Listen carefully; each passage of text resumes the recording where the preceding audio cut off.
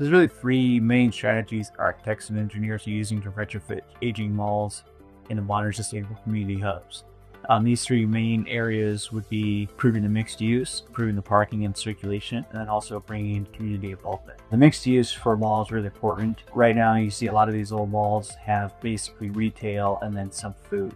Really, there's a lot of opportunity here to bring in lots of different businesses. I work on a couple of projects where, we took out an old anchor store that went into bankruptcy and put in a pickleball court, or you put in a gym. You improve the types of restaurants that are going in, versus the tiny little smoothie bar, or a food place with 3 different menu options. You bring in like a real local restaurant.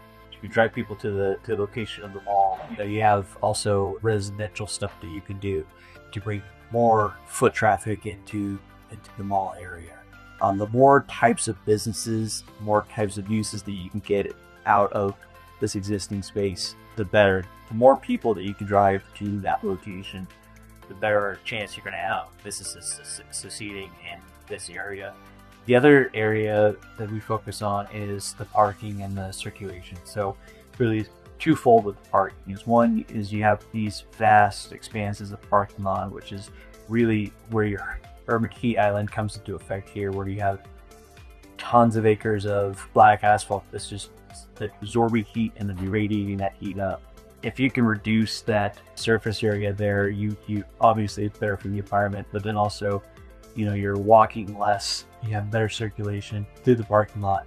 Going vertical with these, or even just reducing the amount of parking that you need, is extremely helpful. And the last area would be the community involvement. A lot of times when you are doing these redevelopments, you have to have public meetings anyways. It's always a good idea before you have to do your required community meetings is to do some voluntary ones first. That way, when you are with the municipalities that are reviewing these, they've already seen that public engagement that you get, and then also you see what the need of community is.